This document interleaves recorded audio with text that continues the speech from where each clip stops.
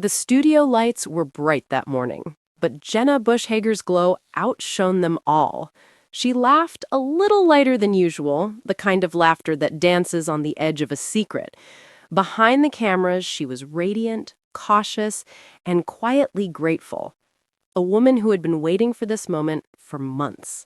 Her family had their suspicions. Friends whispered with excitement, could there be another Bush grandchild on the way? And for once, the rumor was true. Jenna was expecting. A miracle after months of hope. A promise fulfilled. For the daughter of a former president, a familiar face who had grown up under the nation's gaze, this was a moment of pure, private joy. And soon she was ready to share that joy with the millions who had watched her grow up, laugh, cry, and build a life of her own. But happiness has its limits. And sometimes the most beautiful chapters of our lives end before we're ready to close the book. Just 48 hours before the joyful news was set to air, everything changed. It was early Tuesday morning. Jenna had finished filming a cheerful segment about family recipes with Hoda, laughing so freely that even the crew joined in. That night, she shared her big secret with a close friend. There was a sudden stillness. No movement, no sound, no heartbeat. At first, she brushed it off. Every mother knows that quiet worry that sneaks in uninvited. But at her checkup hours later, her world stopped. Monitors beeped. Nurses glanced at each other. And then came the silence, that unbearable, soul-deep silence that every mother fears. The doctor spoke softly. I'm so sorry. There's no pulse. Those words hung in the air, echoing in a space where joy had once lived. And just like that, paradise felt very far away. The next morning, reruns showed a smiling Jenna, radiant, beaming, as if nothing had changed. But behind the screen, she was shattered. She and her husband Henry retreated into privacy.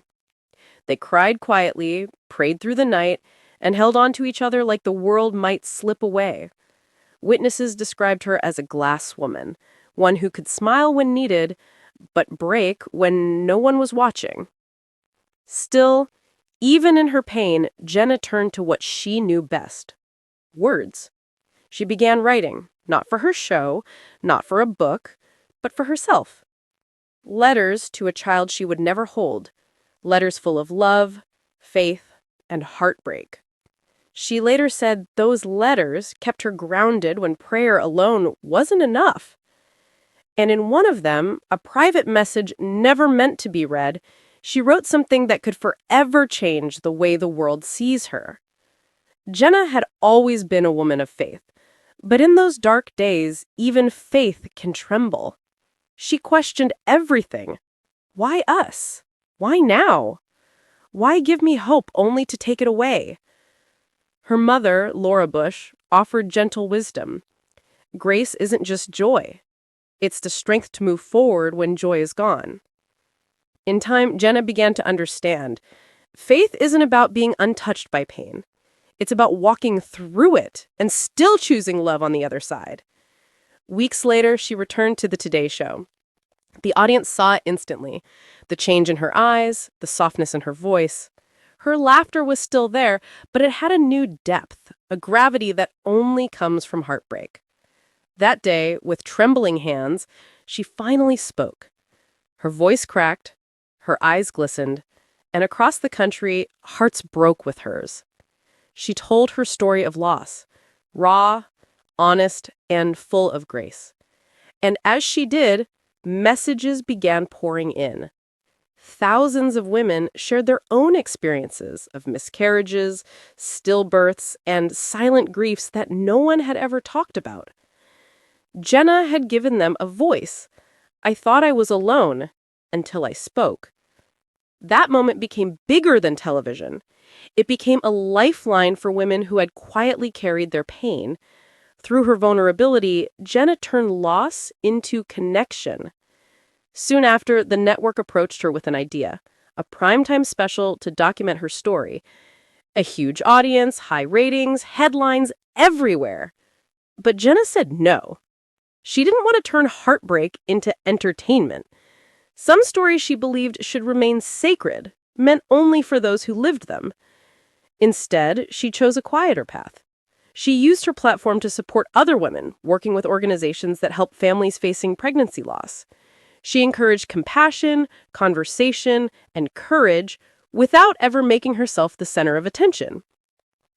Her decision not to profit from her pain spoke louder than any interview could, and it reminded everyone, especially the women of her mother's generation, of something simple but profound. Love doesn't end when life does.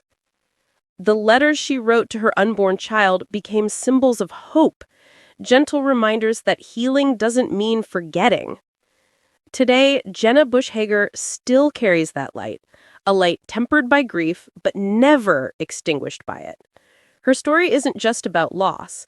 It's about love that endures, faith that bends but doesn't break, and the quiet strength that comes from being human, flawed, fragile, but endlessly resilient. And perhaps that's the real miracle, that even through heartbreak, Jenna found a way to keep loving and to keep shining. Because sometimes the most beautiful stories aren't the ones that end in joy, but the ones that teach us how to find it again.